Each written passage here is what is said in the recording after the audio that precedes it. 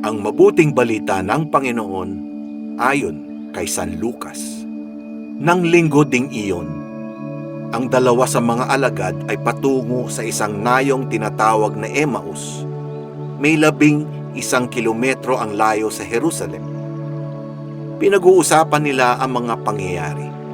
Samantalang nag-uusap sila at nagtatanungan, lumapit si Jesus at nakisabay sa kanila. Siya'y nakita nila, ngunit hindi nila nakilala agad. Tinanong sila ni Jesus, ano ba ang pinag-uusapan ninyo? At tumigil silang nalulumbay. Sinabi ng isa na ang ngalay Cleopas, kayo lamang po yata ang dayuhan sa Jerusalem na hindi nakaalam sa mga bagay na katatapos pa lamang nangyari roon. Anong mga bagay?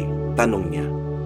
At sumagot sila, tungkol kay Jesus na taga Nazaret, isang propetang makapangyarihan sa gawa at salita, maging sa harapan ng Diyos at ng mga tao. Isinakdal siya ng aming mga punong saserdote at mga pinuno upang mahatulang mamatay. At siya ay ipinako sa krus. Siya pa naman ang inaasahan naming magpapalaya sa Israel.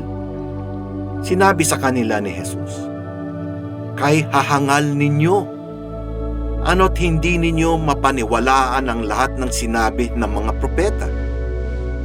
Hindi ba't ang Mesiyas ay kailangang magbata ng lahat ng ito bago niya kamtan ang kanyang marangal na katayuan?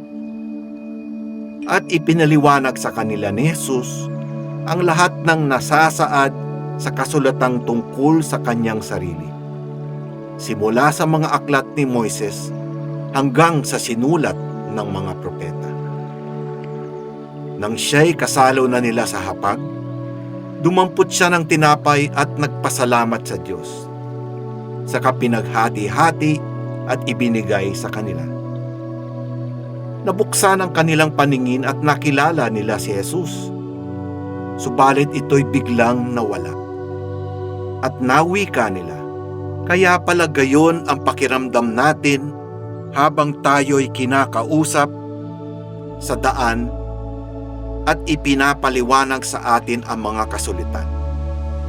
Noon di tumindig sila at nagbalik sa Jerusalem.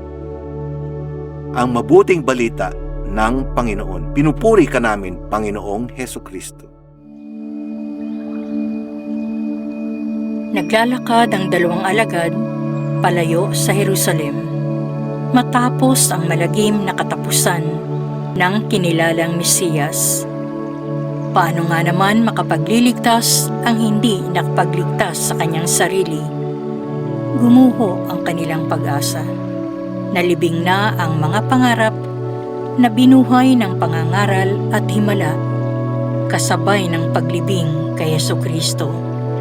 Babalik na sila sa dating buhay na inaasahan nilang magbibigay ng katiyakan.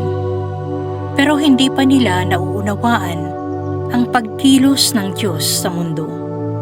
Hindi nila nauunawaan na ang mismong pagkakatawang tao ni Kristo ay pagpasok sa buhay ng sangkatauhan.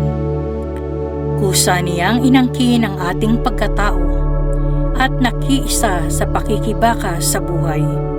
Kaya ang pagdurusa at kamatayan ay alinsunod lang sa plano ng kaligtasan.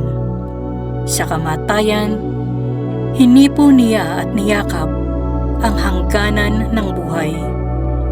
Sa muling pagkabuhay, dinala niya ang pagkatao lampas sa likas nitong hangganan para buksan ang daan papunta sa magpakailanman. Kasang-ayon pa rin ang pagsabay sa paglalakbay ng dalawang alagad. Pumasok siya sa kabiguan at pakasiphayo ng mga alagad. Pumasok din siya sa kondisyon ng panghihina ng kalooban at pagsisikap na makapa ang katiyakan kung paano susulong. Bilang tugon Ipinaliwanag niya na kailangang mangyari ang sinasabi ng banal na kasulatan mula noon hanggang sa panahon ni Kristo. Walang dapat ikatakot at ikabahala. Ang Diyos pa rin ang may kontrol sa mga pangyayari at mangyayari. Ang plano pa rin ng Diyos ang nasusunod. Tumulak na sa tagumpay ang kabiguan, sa liwanag ang kadiliman, sa kaligtasan ang pagkapahamak. Nariyan si Kristo sa kumakatok sa mismong sitwasyon natin sa buhay. Hayaang ang ilaw ng muling pagkabuhay ang tumanglaw sa mga karanasan. Makinig sa kanyang salita, ang tanda nito, pag-aalab ng puso.